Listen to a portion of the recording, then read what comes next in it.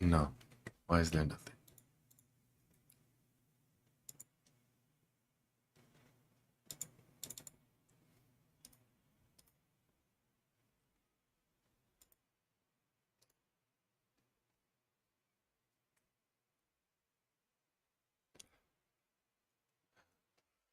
If anyone's in here, I'm just trying to figure out OBS.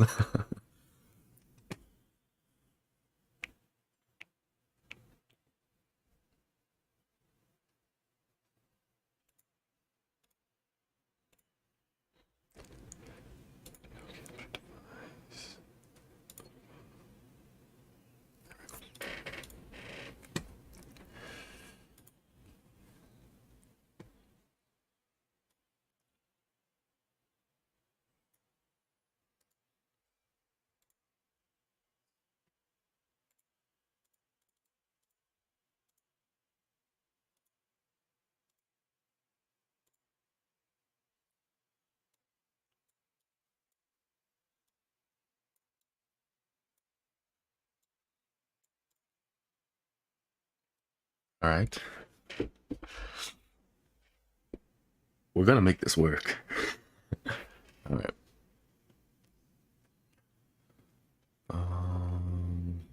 Let's see. I think we're live. Hey, if we're live, then let's get this kicked off. Q&A, whatever it is you want to talk about. Training. Hey, what's up, man? I got to reply to a lot of your comments. I have got home from work last night pretty late, so we can definitely go over the questions you had. Let's pull those up. Can you hear me all right? I want to make sure that this is actually working, because I do want to use OBS as my main streaming. All right, cool. So so you can hear me. Perfect. All right, so then that's all that matters, really. Let me go ahead and minimize this. Take this here. Is there a delay? Is there anything like that going on? Let's see. All right, can hear loud and clear. No delay. I want to check that out too. But anyway, let's go to those comments. Hey, perfect. Well, thank you for tuning in, man. Really do appreciate that. Let's see. So let's see. So let me find your comments. So there's two. One of them is a video idea, so I probably won't be going too deep into it quite yet, because it was an interesting question. But okay, let's see. If neither hypertrophy, hey Mickey Chan, what's up, man? How you doing?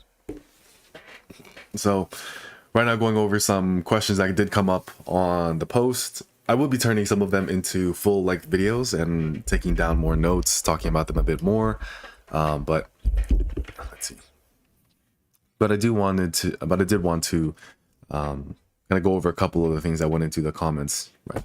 So, if neither hypertrophy nor strength training is the goal, how would one train solely to reap the benefits of resistance training to be healthy?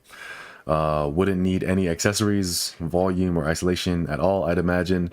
Just need bare bones minimalism. Not exactly. So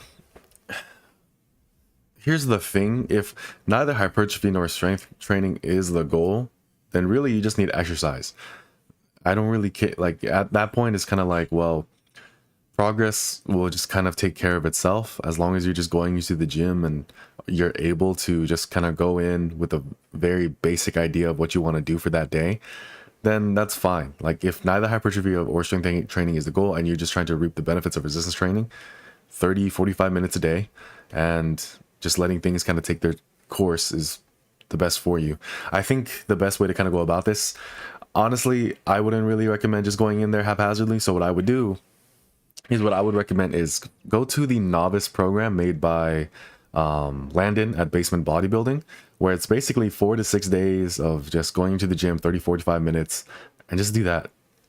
Just it's not minimalistic at all, because there's no need for minimalism, because the minimalism can actually create more problems than it can solve. But if you are just going in there for general health, a more bodybuilding style, simple form of training is going to be better for you rather than a bare bones minimalistic strength program.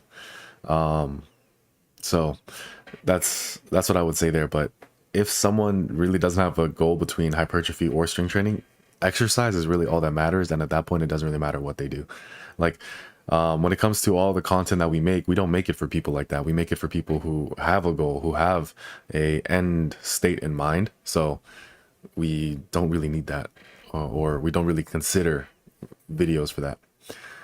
What do you think about pre-exhausting rear delts before back exercises? Pre-exhausting rear delts. So for one, it's going to be kind of hard to do that. Quite honestly, the rear delts are a very resilient muscle, and I don't really think that they're going to be the limiting factor for most things. With that being said, yeah, check out Basement Bodybuilding's channel. I mean, like, I highly doubt that there's anyone who watches my channel who doesn't watch his. But yeah, his channel's blowing up. He has great content. So that program he put out, I think, is going to be good for most people. Like, but anyway, going back to the idea of like pre-exhausting the rear delts before back exercises. Well, what's the intent behind that? Like, are you trying to pre-exhaust it so that way every subsequent exercise and every subsequent set becomes more stimulative because you're pushing? Yeah, go ahead. Send questions into the chat. Yeah, and keeping rear delts fresh will just make things a lot better.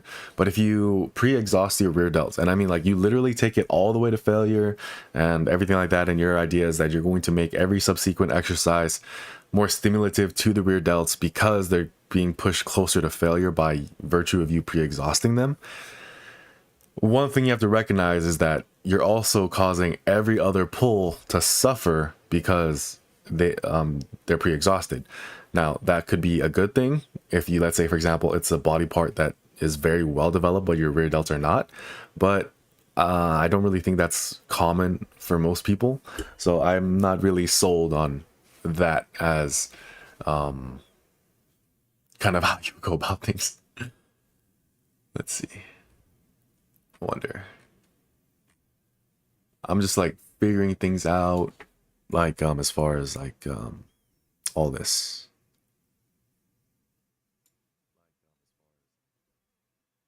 Okay. But yeah, monkey bars every day. What's up, man? How you doing, dude? Really do appreciate. There was a comment you left in response to another guy's comment, and it was about like gymnastic rings, bro.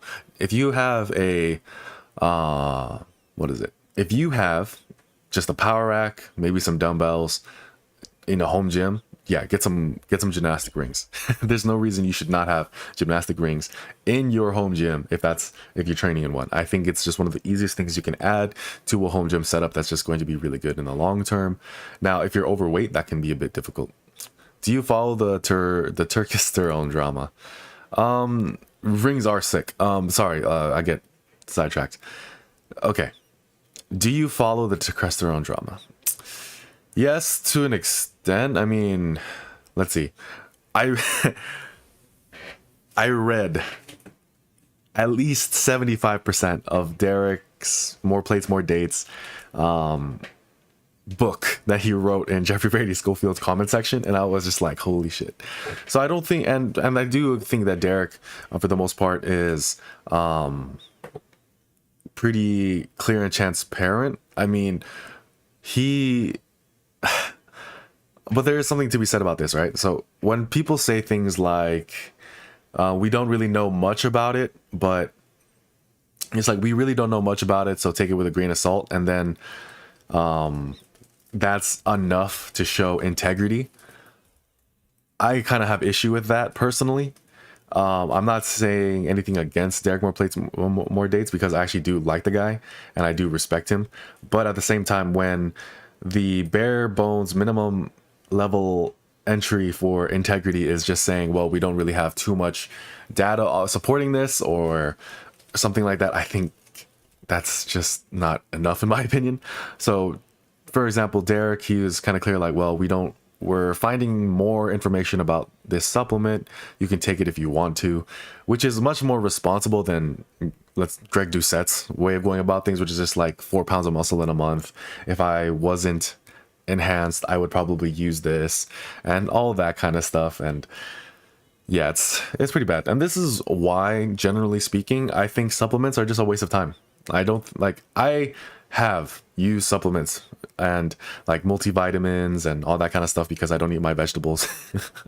But for the most part, supplementation is a waste of time. It's a waste of time. It's a waste of money. You are better spent finding the vegetable sources, the fruit sources that you like, that you can have consistently and get those on a regular basis than you are trying to find the right supplement. So that's first. Second, I did have a client talk to me about supplementation and ask me about supplementation. And what I told him was this: quite simply, you probably don't need any of it. More than likely, the only supplementation I could think is worthwhile is one prescribed by a doctor who has looked at your blood work and your vitals and, like, your annual checkup. So there's that, right? The next thing is anyone who's if someone does recommend you supplements, if it's not creatine and caffeine, like, you're being duped. Like, creatine, caffeine, maybe protein powder, and even then I'm just like, food is better. And I think this protein obsession is probably not even the best for you. It's probably better to just get most of your protein intake from food sources. So when it comes to supplementing protein, yeah, that works. That's fine. It does help. It does help you reach your macros and whatnot. But ideally, it would come from food. Caffeine and creatine, the reasons why I recommend those two are because those are the two most well studied. They're the ones shown to be the most effective, I guess you could say. So I would go with those two. Fish oil works. Yeah. Fish oil is up there too. But like I said, if you're eating a balanced diet, usually that tends not to be the case. Anyway, like, let me go into a couple ones. Why fitness circles so many drama. All right, that's all right. Let's see. Darren Wu, how does someone realize when they're overtraining their accessories? I see so many programs with 2 triceps and biceps, and I feel like 2 sets is not great of a pump as 3. All right. So with those programs, 2 sets of biceps and triceps, because I do program that. I'm not gonna lie, I do program 2 sets of biceps and triceps. But what I do is I utilize, like, I call it like intensity techniques, intensiveness techniques, intensity progressions, where week 1 I just take 2 sets to absolute mad failure, and I mean true failure. So that's week 1. Week 2, I'll use something like drop sets, or running the rack if it's dumbbells. So it'll be like, I'll do my bicep curls, go to failure, and then take off some plates, go to failure again, take off some plates, go to failure again. And then week 3, I'll do rest pause, where I'll keep the same exact weight on there, but I'll do rest pause sets. And that kind of helps me get more work done, closer to failure. Even though it's only 2 sets, it's a lot better than just actually just doing 2 sets of 10 to 12, which is not going to do much for you at all if your goal is size. Generally speaking, when it comes to those kinds of muscle groups, I do like using intensity techniques and progressions like that. So, but how does someone recognize that they're overtraining their accessories? Joint pain is probably the biggest one. And more often than not, overtraining your accessories, or as I'm understanding this question, is overtraining your isolations, likely doesn't really have as many drawbacks as, let's say, overtraining like bigger compounds, because for one, a lot of people suffer with weight selection. It's not really the compounds that are the issue, it's just more so that a lot of people struggle to pick the right weights, and as a result their training suffers, and when they start adding in more additional work to it, it's just not as good. I'm like swinging around in my chair, and that's kind of weird, but that's probably like the creaking that you guys are hearing, but I'll stop doing that. Let me stop fidgeting and focus real quick. But yeah, so definitely like overtraining the accessories, I think it's kind of hard to do that because most accessories are isolation exercises.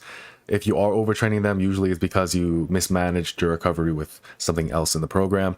And while you can definitely overtrain your accessories, usually it takes so much to do that that it's just not really worth noting. Will a teen make progress slower than an adult? So there's a couple ideas here. Teens make quicker progress for a couple of different reasons. One being puberty. If you are going through puberty, like, your testosterone is literally spiking, like, going up and up and up and up. You're going through a growth spurt. You're putting on muscle just by breathing. Like, so in that sense, no, a teen will not make progress slower. But then on the other hand, think about muscle maturity. Your muscles are, not really all that well developed. They are not that well neurologically developed, so you're not as strong. So will a teen make progress slower than an adult? So here's another question. Are you asking this as a teen or as an adult? Because I don't think in either situation it should really matter. Are you making progress? Are you pushing yourself in your training? Progress will slow down at some point for every single person. So slow progress is not the same thing as no progress. And I think if we are only as invested in our training as quick the progress is, we're kind of shooting ourselves in the foot and basically setting ourselves up to fail. So will a teen make progress slower than an adult? Most likely not, because of puberty and because they're just novices. But let's say, for example, you're an adult, never trained a single day in your life, and then you decide to go into the gym. You're going to make progress quick too, because newbie gains are real, regardless of your age. Newbie gains aren't just for teenagers who are like that young. Let's see, 2 to 3 different workouts for each group. Let's see. So 2 to 3 on an arm day. So let's say, for example, like an arm day, right? Where you do 2-3 exercises for triceps, 2-3 exercises for biceps, and maybe some work for the delts. That's fine, because all that is isolation. You are not breaking yourself against any hard, heavy hitting movement. So it's pretty easy to grow and recover from that. But let's say you do that at the end of a really hard workout. That can become a little problematic just from a time and recovery standpoint. Let's see, monkey bars, great comment. That's one thing I really do appreciate about everyone, and like a lot of people in the comment section, they do like, communicate with each other and like share with each other their own experience and ideas, and sometimes they put things into words better than I ever could, and I really like that. So comment away, help each other out. Let's keep going with that. I definitely want to do that more. Okay, let's see, why is fitness circle so many drama? Yeah,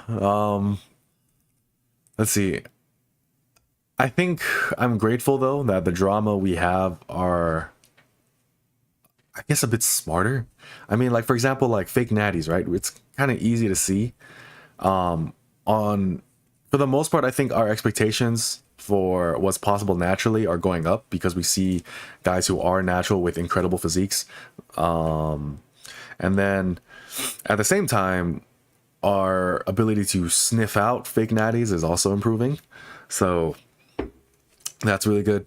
But yeah, like, at least now we're not like, I don't know if you guys remember just how ugly that kind of stuff was, where it's just like, literally, unless you're a fat piece of shit, people think that that's the only way to get strong. And then if you're a lean twig, then that means you're enhanced. Like, that's how bad it kind of was at a certain point. Let's see. Do you believe creatine is overhyped? No, it's effective. It works. Do I think you need it? No. Like supplements, here's the thing. Supplements are supplements. There's no such thing as a necessary supplement. There's no such thing as a 100% necessary at all times supplement. There's just not. But at the same time, creatine is very effective. We've seen it time and time again that it's effective. So I don't think it's overhyped, but there's no magic pill at the end of the day. The way I describe creatine is that creatine does not enhance your gains. It enhances the way you make gains. So creatine does not build you more muscle. Creatine helps you work harder, and working harder builds you more muscle. But if you can work hard without creatine, I don't think you're really getting any real losses there, because it's going to come eventually. Let's see. Do you have any recommendations for a progression scheme for arm work besides double progression? Oh, hell yeah, dude. Double progression is great for a lot of things. But I actually think that it's not that good for isolation exercise. I think, and if you do use double progression for isolation exercises, you need a wider rep range than 8 to 12 or something like that. I usually use a rep range slightly like next one up. So for example, 8 to 15. Like, you should stick with a weight longer because you're not going to be progressing with a weight for that long. And trying to apply progression to isolations all the time is probably going to not do too much for you, because the most important thing is not necessarily progression for isolations, it's proximity to failure. And if you're hitting proximity to failure in a certain range and you're doing that for months, I don't think you're really getting much less out of it. But at the same time, I'm still new to a more hypertrophy and more bodybuilder based level of content. So that's something I would probably ask to some of my friends who have a bit more experience than myself in terms of pure bodybuilding mindset and application. Because here's the thing, muscle building occurs in a lot of different ways. And the way that I'm really used to is progression, is strength, like strength training for size. That's where my forte is, because that's where most of my experience comes from. And there's a lot of ideas that I'm still working towards and understanding. Not to say that I'm a complete noob or something, but I do recognize that there's definitely gaps in my knowledge that I do want to, like, work on. So there's that. But yeah, double progression is not my preferred way to progress on isolations. Dynamic double progression is good. I don't like, earlier I talked about intensity progressions where you start adding in intensity techniques week to week that vary. Those are good. And yeah, I think those are good ones. Congrats on breaking the 2,000 subscription milestone. Thanks. Yeah, I really do appreciate that. They really appreciate everyone in here helping me hit 2,000 subs. I'm really grateful. I'm so grateful. I really didn't think that was going to happen for a couple of different reasons. When I started my channel, I knew for a fact I was going to be the fat kid of YouTube fitness. Like, and that in and of itself can already become like a bit of a thing where it's just like, I honestly, my expectations were really low for my channel. I'm not saying my channel's big or anything like that, but it's a lot bigger than what I expected. I expected myself to get 100 subs in 1 year, and I got 1,000, and then I got 2,000 shortly after that. So my knee is popping when I walk. Like, I'm not a chiropractor. I'm not a physical therapist. But here's my thing. Hey, appreciate that, Darren. But here's my thing. I have knee problems. I have a lot of knee popping stuff too. It popping, from my understanding, if there's no pain, it's not really that big of an issue. But like I said, I'm not a medical professional. This is not medical advice. Sometimes it's just air bubbles. Like, if you crack your knuckles, like, let's see. Yeah, like, there, ASMR for you guys. But like, that popping sound is not indicative of anything like with my hands, like I'm about to have like surgery in my hands because I just cracked my knuckles. But at the same time, like I said, this is not my forte, this is not my realm of expertise. I'm like, if there's no pain, then I don't think there's not any cause for concern. But that's my very unga bunga brain. Okay. Let's see. But yeah, like, oh, here's a question I have for you guys. I wonder if I can put this in a poll. Like, because I do want to branch out a little bit with my content. Yes, I keep going even if my knees pop. I stop it with pain, not popping. Like, unless it literally pops locks, then I'll drop it. But if it's just popping, like, we keep it going. But here, I do want to kind of expand upon a little bit more of my content and like show a little bit more of my of some of my other interests and other things that I do am passionate about, have some experience with, and can make content about. But I wanted to see, like, let's see.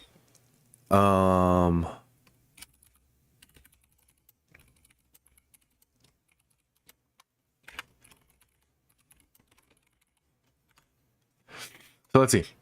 For one, I work at an MMA gym. I used to work at an Anytime Fitness. I used to work. So let's see. Going through my work history, okay?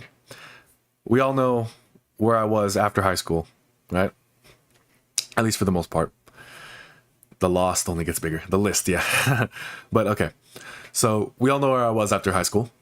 But then afterwards, I was working in gyms. So I worked at a LA Fitness for about a year. And then I worked at Anytime Fitness for almost 2-3 years, and 2 different roles too. I started out as a trainer. I was only doing personal training. And then, so yeah, only doing personal training. And then, they liked me so much, kind of like talked to me about and stuff, and they said, hey, like, do you think you can manage the gym a couple times a week? And I was like, yeah, sure, why not?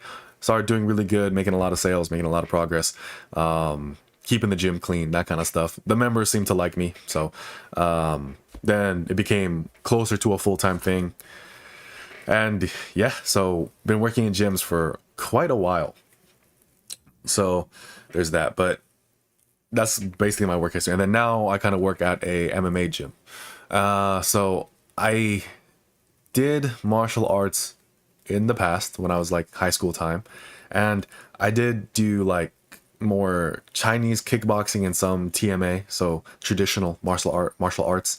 So with the class that I went to, they did do some Wing Chun. I have to be completely honest with you. And here's another thing: Wing Chun is not good in a fight.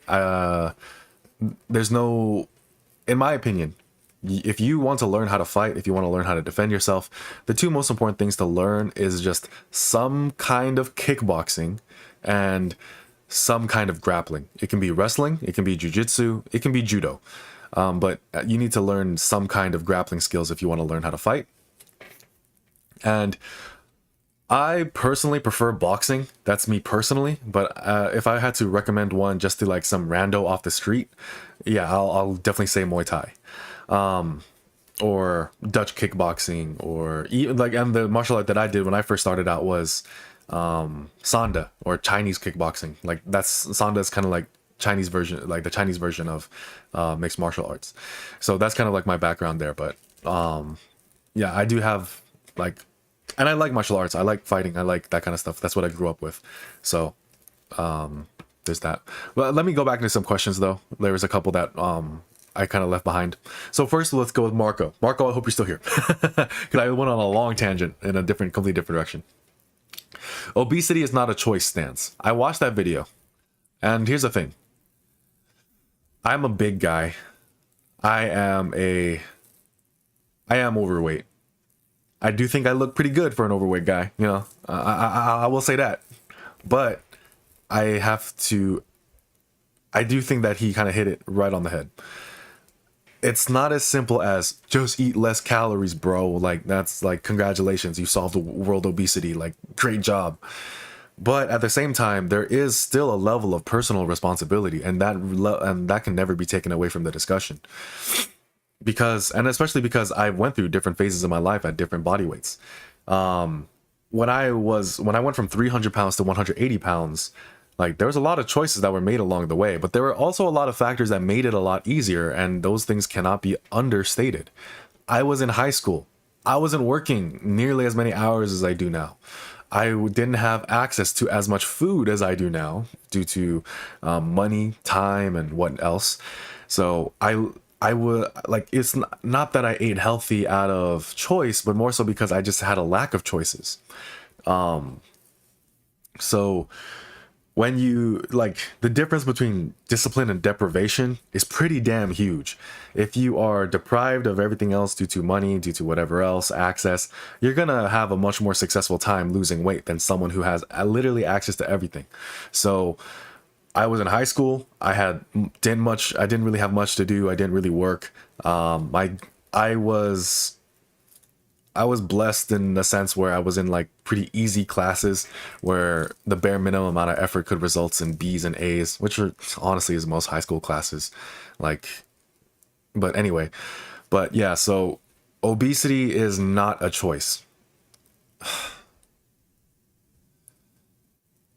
You can't really, how do I want to put this? Like, you can't always choose how hard a battle is going to be, but I'm trying to like think about how I want to put this. You have to make a choice is the end statement I have to make. You have to make a choice. There are definitely things that will make the choice easier or harder that are outside of your control or are a bit more difficult to control. But for the most part, I do agree with Jeff Nipper's synopsis and conclusion and everything like that. I do think that personal responsibility is important. I do think anyone can change for the better. But at the same time, like, the other part of things is this. Don't flip-flop between two extremes of obesity, healthy at every size, that kind of stuff. And if you don't have abs, you're fat. That's such horrible like mindset. Like, if you're healthy, if you're happy, if you're living your life, if you can do all the things you want to do, who cares about how you look? Like, there's just more important things. Like, our pursuit, our niche, our hobby, it's not equivalent to health, you know. Someone might argue that there are aspects of it that are incredibly unhealthy. Why people said tricep kickback is a bad exercise but not lateral raise? Both of them have the same strength curve, isn't it? I mean, so here's part of it too. Context is very important. Triceps, you have a lot more options. So if you can choose between a tricep kickback, a cable pull down, or an overhead tricep extension, right? The tricep kickback goes really, really down low. When it comes to side delt training, you really only got like two exercises: lateral raises and upright rows. Like, that's it. You can do things like Lou raises where you're going all the way over the head. You can do things like maybe like behind the neck presses. But you know, there's pros and cons to each one. But as far as like available exercises, tricep kickbacks go really far down the list because of the company of exercises that kind of surround it. So, but side delts, you don't really have too many options. I mean, great, you have machines, you have dumbbells, you have all that. So what you gonna do? Tricep kickbacks, I think, are a great finisher though. Like, I'll say that. I think we kind of like hated on them too much and like we forgot like the value of it completely. So they're great as a finisher. Thoughts on Nootropics? Is that a supplement company? Is that like, what do they do? What do they make? Fill me in on that, because I actually am new to them, so I guess I don't have too many thoughts on them at all. Eating guy, anime reviews, music. Did you say music reviews? Is that what that said? Let's see. Sorry. Muay Thai is killer. 6 to 7 liters. Usually it's around 4 liters. Are you in a hot climate? I don't know if he's talking to, if you're asking me, dude. I live in Vegas. Like, it's not the hottest place in the world, but it gets up there. Like, at least I'm not in Arizona. Let's see. Man, I got a friend who thinks he's Bruce Lee. Like, I feel bad, like I really do, because I am a Bruce Lee fan, you know. I grew up with the guy, I loved his movies, but I'm sorry, like, Bruce Lee, the myth, the legend, yeah, he's beating everyone's ass, but the man, the reality, it's much less flattering. So there's that. Let's see. 90 degrees every day. Yeah, it can get hot. I mean, 90 degrees every day, that's not that bad. That's basically summers in Washington. Like, it's like a bit humid up there, but down here it's like 110. The army told me obesity is not an option. Yeah, in the army it's not. Like, I mean, that's what depends. Like, here's the thing. Like, what's your situation? What's your occupation? Like, that help. Like, that changes things. Can you help me with my deadlift form? Lower back rounds and more after first rep. First rep goes clean. Yeah, so send me a...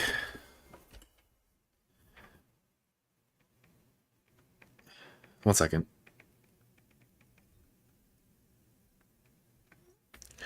Okay. So, send me a video. Either email it to me, message me on Instagram. Hydroxytryptamine, I did talk about the Turkesterone scandal a little bit earlier into the stream, so there's that. But welcome in, man. Happy to see you here too. Like, hope you're doing well. How are you doing? How's your training? How's life? Tell me. But okay. Let's see. But yeah, 90 degrees every single day is not bad. 100, 110. Like I said, at least I'm not in Arizona. Like, when I went to Arizona one time and saw 121, I was like, dear God, I'm not coming back here. Let's see. Hair loss. Okay, hair loss. Here's something to be a bit. Here's my take on the hair loss with creatine. If you're losing hair because of creatine, you're gonna lose hair anyway. You taking creatine didn't really like bring that up more. Not everyone's destined to have like hair for all their life, and that's fine. Just own it.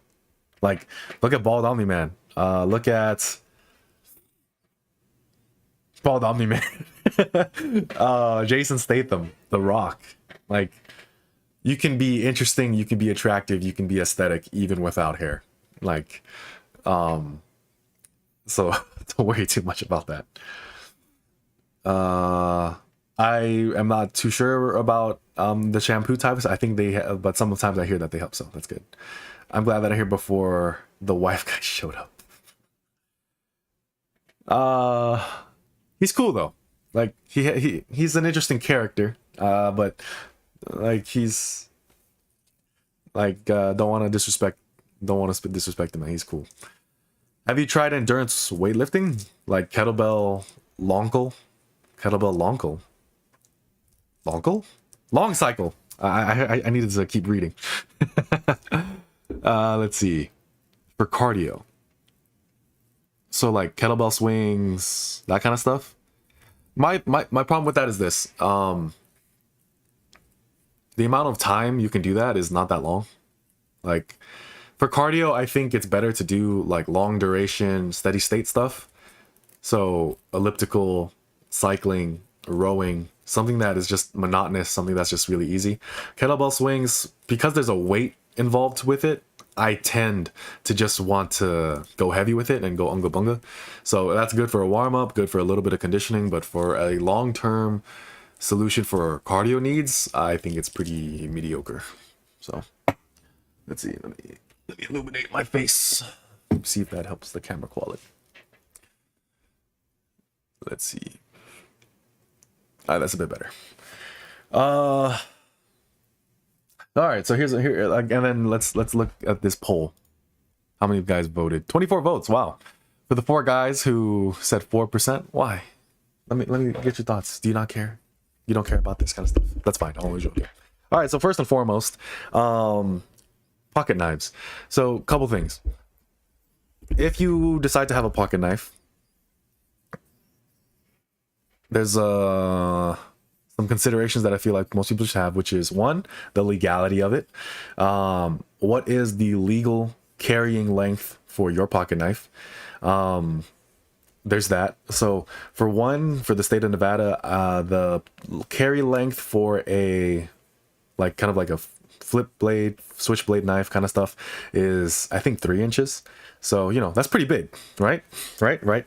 My guys in the chat, you know that's pretty big. That one might say huge and with a great personality. But for a switchblade knife, usually that's about the length. Now, if you have a fixed blade, I think it has to be less than 3 inches. So still pretty huge, still pretty substantial in size, can do a lot of damage. For quite a while, what I was carrying was a Benchmade Mini Osborne. Let's see, can you guys see this? Like, I'm like looking at the stream, trying to see if it pops up. But yeah, there we go. So I like Griptilians.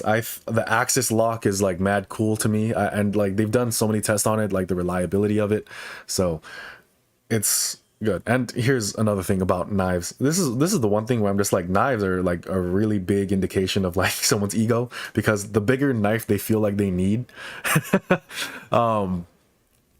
the bigger knife they feel like they need, like it says something about them, to be sure.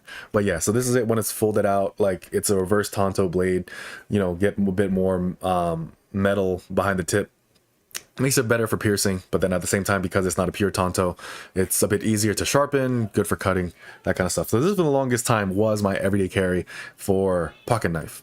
A couple things that I think are really important for everyday carry: a knife or a multi-tool. You can have both, you can have one or the other, because a multi-tool tends to have like a small knife in it. So a knife or a multi-tool, a flashlight. So if you are serious about, let's say, your own personal self-defense, or maybe even the safety of the people who are with you, you should have a flashlight. I don't think that there's any reason not to have a flashlight. I think flashlights are very underrated when it comes to everyday carry. You should have a good flashlight. You should have one that's reliable. You should have one that's like basically bomb proof. You want it to be something that that's scalable, has a wide variety of controls. Like my flashlight's like over there. So let me grab that real quick.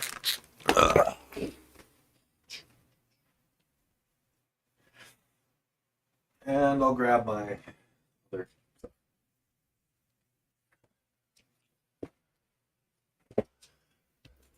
All right. All right, so let's see. So like I was talking about with the knife, like this is my new everyday carry. Like I carry a fixed blade now. I don't want to use a switch anymore. A flashlight. Every man need no. I'm not trying to get my stream shut down. No, you do not need that. You need love, affection, and the care and respect for a woman. But no, seriously, a flashlight. Everyone needs a flashlight. If you're serious about your personal self-defense, your safety, I don't think that there's any reason not to have a flashlight. If your immediate response to if your immediate response to safety is just get a gun, I kind of think you're dumb, quite honestly. If your immediate response to getting into a situation is I would just shoot him, I would just stab him, I would just do this, I also think you're dumb. And more likely than succeeding in self-defense, you're just going to succeed at murder and getting convicted. So there's that. But flashlights, they're super useful for one, especially if you get one like this one. I'm not sponsored by them. It would be nice, it'd be cool, but I have the Olight, I think it's the Defender series, or no, the Olight Warrior 3S. That's what I have. So pretty cool. A lot of different uses. So there's a button up here, there's a button over on the side, and then I think there's a third switch somewhere. I honestly haven't found it though. It's like a certain part of the female anatomy. It just eludes me. But anyway, so pretty good jagged spot right here. So it's good for smashing windows, smashing against people if you need to. And here's another thing. If you give someone a gun, they probably won't know what to do with it. If you give someone a knife, they probably won't know what to do with it. But I'm pretty sure if you give someone a flashlight, the first thing they're going to think about doing is just fucking like blinding someone, which is not a bad strat. And here's another thing. Let's say you are in a dangerous scenario, you're in a parking lot that you're not familiar with, and you have a flashlight on. Like, you can, if you shine a light in someone's face, you can just be like, oh shit, sorry bro, I just kind of got nervous. You can't unshoot someone or unstab someone. Strobes, like, it's a distraction for sure, but I mean, it's kind of a gimmick more than anything else. Like, I think you're just better off, like, you know, full beaming that. Where are you at, bro? Like, because I know there's some, I think Canada even, like, your guys' prime minister is saying that like self-defense is not a right. So that's, are you in Canada? Is that where you're at? Or I think it's kind of crazy because, like, you know, in America, like, we have issues, don't get me wrong, but in some places, like, you know, some people, like, they carry full-on machetes where they go or where they're at. But yeah, so my new everyday carry for a knife is my is just this knife from Amazon. It was, I do want to get a better fixed blade, like I think it's called the MDVS or MVS. It's from Scallywag Tactical. It's the what's it called? I forget what it's called, but it's from them. I want to get that one, but it's like $225, and I don't really have that kind of money right now. So yeah, but now I carry a fixed blade, so it has to be under 3 inches. Yeah. Nunchucks for everyday carry, horrible. Nunchucks as a self-defense weapon, horrible. Nunchucks as a skill, pretty cool. Like, nunchucks, no, they're bad. They're horrible. Like, here's the thing, like, a flashbang. UK at the moment, here for school. Yeah, UK, I think that, like, their laws are interesting as well. Like, you know, different countries have different laws, and always stay within the laws. Like, that's one thing I'll say, because I'm not a legal professional, but be legal. But I am not into prepping, at least not for the, like, I mean, not extremely. I mean, it's good to be a little prepared. Like, for example, I do think that, so for example, here's a couple things. Let's say, for example, you do have self-defense considerations, then you should go to a martial arts class. And I'm not talking about a self-defense class. Self-defense is not a martial art.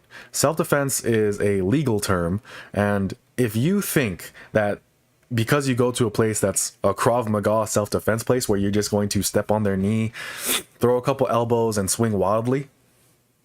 Yep, the backup bag. And just kind of like bite and all that kind of stuff. Like you're dumb, you're stupid, you're gonna get your ass beat. Okay, so I know, right? That's a great comment. Maybe I should do that. Protein shakes, protein bars must be included and right next to your ammo pouches. But yeah, like if self-defense is a consideration, your first thought shouldn't just be gun, shouldn't just be that kind of stuff. Like you should, first and foremost, there's no replacement for learning how to fight. So boxing, kickboxing, judo, jiu-jitsu, wrestling, pick one striking martial art and one grappling martial art, and that's already a pretty substantial base. Like for me, it's boxing and wrestling. Like I respect Muay Thai. I like including some of their stuff, like for example the clinch, elbows, some knees. I like including that kind of stuff because I just think it's a bit safer, I guess you could say. Pocket sand and Nike Fu, or like just run away. But yeah, so there's no substitute for knowing how to fight. Like self-defense is not a martial art. Just like, don't kid yourself and think to yourself like, I'm gonna kick him in the groin, like that's my purse, I don't know you, like, and then think that that's gonna be all you need to stop someone trying to beat your ass. Because here's what's gonna happen. I don't know if any of you guys have like ever fought a wrestler or like someone with a wrestling background. Like those guys are legitimately built different, because like you'll hit him in the face. You can hit, like punch him in the face, punch him in the neck, kick him in the groin. It won't really matter. Here's what's going to happen. He's going to shoot in for that single or that double. You'll hit him in the groin. He's like, ah, shit, my groin. You're going to hit him in the eye. He's like, ah, shit, my eye. But he's still doing the movement. And then he'll finally close in, grab your knees, get you down the ground and pound your ass or submit you. Like wrestlers are impressive. So like people should learn how to wrestle. Texas, God's country. I mean, that's what they call it, at least. There's issues everywhere you go. There's good things, there's bad things, but it's not really about where you're from. It's really about like who you are. Anyway, Krav Maga is the biggest meme in the world. I mean, just with about everything, there's like goods and bad examples of it. Like there's some examples where it's like really good. There's some examples where it's really bad. It just kind of depends on the instructor, for the most part. Like, but there's definitely some better or worse ones out there. Faker than Kung Fu. So here's the thing. Kung Fu, right? TMA, traditional martial arts. They're dope. They're cool. They teach you a lot of great things. They're very Confucian in spirit. They have a lot of real life like utility and usefulness to them, and it's not all gimmicky. Like there's some things that are involved in it that supplementary to boxing, Muay Thai, and more established, well documented to work in those situations, where it does like work pretty well. But it's supplementary. No one's gonna win a fight with Aikido. But if you are a top level jiu-jitsu guy, like maybe even blue belt and above, and you throw in a little bit of Aikido to your game, like it's not really gonna hurt you because your base is there. Kind of same thing when it comes to like lifting. But let's see. Krav Maga is super legit. I'd show you, but you die instantly. For your safety, I can't. Dude, like I think it's funny there's actually people out there in the world who will say that kind of stuff and mean it. Like that's such a meme. But anyway, like let's see if I missed out on any fitness questions, because that's what I'm sure people are here for. So novice compendium, should the bench day, when bench pressing, should the first two sets be paused and then the last set be an AMRAP? Makes sense to be touch and go. So this is a great question. I think for most of your bench work, it should be paused. You could make an argument that what you should do is that you should pause until you can't, and then when you can, and then like once you hit failure pausing, that's when you can like go touch and go. I like going about it that way. That's one option, but I mean for the most part, as long as most of your work is paused, sorry, and then you do touch and go sparingly, and in certain situations, I think that's a bit better. Texas is horrible if you aren't an environmental person. Interesting. I didn't know that. Like, I know Texas there's goods and bads to every state. I mean, like here's my question though. California is very big on environmental like concerns and whatnot, like the people who live there and like their policies and whatnot. But the air pollution there is horrible. I mean, I know most of that is because like it's just so highly